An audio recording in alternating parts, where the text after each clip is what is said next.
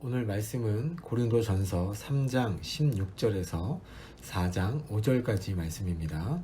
고린도전서 3장 16절에서 4장 5절까지 말씀. 거룩한 성전답게 살아갑시다. 거룩한 성전답게 살아갑시다. 라는 제목으로 말씀 보겠습니다. 어제 말씀을 이어서 성전 개념으로 우리가 하나님 앞에 어떤 존재들인지에 대해서 오늘 본문에 설명합니다. 성전 개념의 내용은 성도들은 하나님의 성전인 것과 하나님의 영이 그들 안에 있다는 그 사실입니다. 이것은 구약에서 하나님께서 예레미야와 이스라엘 선지자를 통하여 약속하신 내용입니다. 내가 너희 안에 새 마음을 두고 너희 안에 새로운 영을 주어 너희를 내 백성으로 나는 너희의 하나님이 되겠다고 말씀하셨습니다. 그것은 예수님으로 말미암아 이루어졌습니다. 예수님을 통하여 새 언약 백성이 되었고 성령의 내주하심을 입은 자들이 되었습니다. 그렇게 성령의 내주하심, 즉 하나님의 언약 백성으로서 거룩한 성전된 너희는 이렇게 살아야 한다라고 오늘 본문에 말씀하시는 것입니다. 먼저 부정적인 측면으로 설명합니다. 만일 누구든지 하나님의 성전을 파괴하면 하나님도 그 사람을 파괴하실 것이다 라고 오늘 본문에 얘기하십니다. 성전을 파괴한다라는 것은 상징적인 표현으로 교회 안에 있는 시기와 경쟁으로 인한 분열을 경고하시는 것입니다. 교회 안에서 서로 나뉘고 갈라지는 것은 단순히 사람과의 관계의 문제가 아니라 하나님의 거룩한 성전을 파괴하는 것이기 때문에 너희는 그것을 멈추라고 경고하시는 것입니다. 그러면서 18절에서 20절을 보시면 명령함으로 사도 바울은 결론을 맺습니다. 첫 번째, 세상 지혜에 집착하지 말라고 합니다. 교회가 이렇게 분열되는 것은 세상의 지혜에서 비롯되기 때문에 그것을 조심하라고 말합니다. 예수님을 믿고 교회 안에 있지만 여전히 세상과 구별됨이 없이 살아간다. 세상이 말하는 삶의 방식과 가치관을 계속 따르고 있고 특별히 말이나 지식과 지혜를 통한 경쟁으로 높은 위치에 서려고 하는 세상 문화 속에서 사는 것 같이 살려고 하는 것이 너희 안에 있다라고 말씀합니다.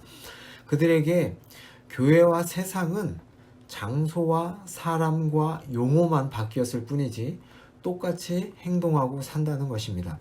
그래서 그들도 스스로 교회 안에서 자신들이 지혜롭다고 생각을 했습니다. 이들에게 사도 바울은 오늘 명령하죠. 18절에 아무도 스스로를 속이지 말라. 그들의 세상 지혜는 하나님께 어리석인 것이고 정말로 지혜로운 자는 세상이 어리석게 여기는 하나님의 진리를 따르는 자임을 너희는 알라고 합니다. 왜냐하면 하나님은 세상 지혜자들의 생각을 쓸모없는 것으로 여기시기 때문입니다. 시편 94편 11절에는 여호와께서는 사람의 생각이 허무함을 아시느니라 라고 말씀합니다. 그런 의미에서 이들의 잘못은 두 가지입니다. 자기들이 어떤 존재인지 분명히 인식하지 않았다는 것이고 다른 하나는 하나님 나라의 신분으로 분별의 삶을 살지 않았다는 것입니다. 이들은 많은 의인사와 지식을 갖고 있는 듯 하지만 예수님으로 인해 하나님의 언약 백성인 교회가 되었다는 것이 무엇인지 제대로 몰랐습니다. 또 성령을 통해서 그리스도의 생각으로 세상과 구별된 삶을 어떻게 살아야 하는지 몰랐습니다. 그럼에도 불구하고 자신들은 신령하고 성숙하다고 착각하고 있는 것이죠. 그러면서 사도 바울은 이제 두 번째로 명령합니다. 그것은 사람을 자랑하지 말라는 것입니다. 교회의 지도자를 내세워 경쟁하는 것을 멈추라는 것입니다. 왜냐하면 성도들은 하나님의 백성들은 하나님께로부터 나서 그리스도 예수 안에 있고 따라서 만물이 모두 하나님의 백성들의 소유이기 때문에 너희들은 자랑하지 말라, 사람을 자랑하지 말라라고 얘기합니다. 그 소유된 만물 안에는 오늘 본문에 세계나 생명이나 사망이나 지금 것이나 장래 것뿐 아니라 바울이나 아볼로나 게바와 같은 사역자들도 포함된다라고 말씀합니다. 다른 말로 하면 사역자들이 성도들에게 속한 것이지 성도들이 특정 사역자들에게 속한 것이 아니라는 것입니다. 자신의 소유물에 기대어 그것을 자랑할 게 아니라 자신들의 소유주인, 우리의 소유주인 그리스도를 자랑하는 것이 맞다라고 말씀합니다. 이러한 문제는 앞에서 말했듯이 성도들이 하나님의 백성이 무엇인지, 또 하나님의 백성이 어떤 모습이어야 하는지에 대해서 잘 알지 못했기 때문에 이렇게 자랑한다는 것이죠. 이 문제는 고린도 교회 문제만이 아닙니다. 지금의 교회 안에도 이런 모습이 많이 있습니다. 교회를 정쟁이나 이익의 도구로 생각하는 사람이나 목회자에 대한 바른 생각을 잊은 채 이 주님의 교회를 내 교회로 생각하는 일들이 여전히 우리 교회 안에, 또한 다른 교회 안에 많이 일어나고 있기 때문에 그렇습니다. 그러면서 사도 바울은 4장 1절과 2절에서 사역자들을 너희에게 속한 자들이라고 했는데, 그러면 그들을 어떻게 이해해야 하는지 말씀합니다. 오늘 본문은 사람들로 하여금 바울과 아볼로, 그러니까 우리를 메시아의 일꾼이요 하나님의 비밀을 맡은 자로 여기라고 말씀하십니다. 바울과 아볼로는 그리스도를 위해 일하는 사람으로서 하나님의 구원의 복음을 맡아 관리하고 전하는 사람들입니다.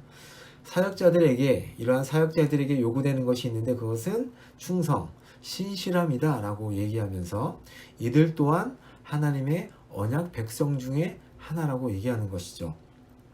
단지 성도들을 복음으로 섬기는 역할과 부르심이 다를 뿐이다 라고 얘기합니다.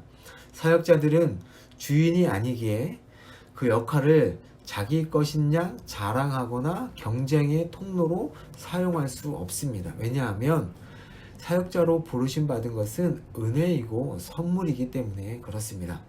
그러면서 3절과 5절에 보시면 사역자에 관련한 두 번째 명령을 성도들에게 얘기합니다. 또 성도들에게 사역자들에 대한 판단과 비교를 멈추라고 합니다. 이들은 교회의 지도자들을 비교함으로써 자신들의 모임을 높이는 방식이었습니다. 그렇게 하면 당연히 각 지도자들의 장점과 단점들이 부각되고 사역의 내용이 판단과 비교의 대상이 되었을 것입니다. 3절에 보면 사도 바울도 판단과 비교의 대상이 되었다고 얘기합니다. 하지만 사도 바울은 다른 사람의 평가에 신경 쓰지 않는다고 말합니다. 심지어 자기 자신도 판단하지 않는다고 합니다. 왜냐하면 최종 평가자는 주님이시기 때문입니다. 자신이나 타인의 평가는 중요하지 않습니다. 또 주님은 단순히 행동만을 보는 것이 아니라 마음의 뜻과 동기도 보시기 때문입니다. 또 주님의 이 평가는 지금 여기서가 아니라, 이 땅에서가 아니라 그분이 다시 오셔서 역사를 완성하실 때 이루어지기 때문입니다. 그래서 사람들의 평가에 일희일비하지 말고 그날의 평가를 기대하며 신실하게, 그 마지막 날의 평가를 기대하며 신실하게 살아가야 하는 것이죠. 이렇게 고린도 교회 성도들도 같은 생각을 갖기를 바울은 원했던 것입니다. 참 사역자와 거짓 사역자를 구분하지 말라는 것이 아니라 사역자에 대한 평가로 서로 경쟁하지 말라고 오늘 사도 바울은 본문을 통해서 말씀하고 있습니다. 그래서 오늘 본문을 보시면서 성도는 성도답게, 사역자는 사역자답게 존재할 때 교회가 교회다워지고 하나님은 하나님의 모습을 바로 드러내실 수 있게 되는 것입니다. 교회를 통해서 세상은 하나님의 나라를 보게 되는 것입니다. 우리 안에 경쟁과 분쟁하는 모습이 있지는 않은지 돌아보고, 또한 교회 안에서 세상의 기준으로 살아가지는 않는지 돌아보고, 어느 누구도 평가하거나 판단하지 말고 심지어 자신까지 최종 판단을 기다리면서 신실하게 오늘 하루하루 살아가는 여러분이 되시기를 예수님의 이름으로 축복합니다. 아멘. 기도하겠습니다.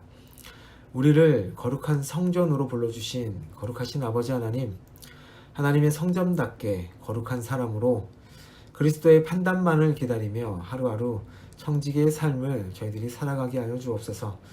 세상의 판단과 기준으로 살아가는 자가 아니라 하나님의 기준으로, 하나님 나라의 가치관으로 살아가는 저희들이 되게 하여 주옵소서. 예수님의 이름으로 기도합니다. 아멘.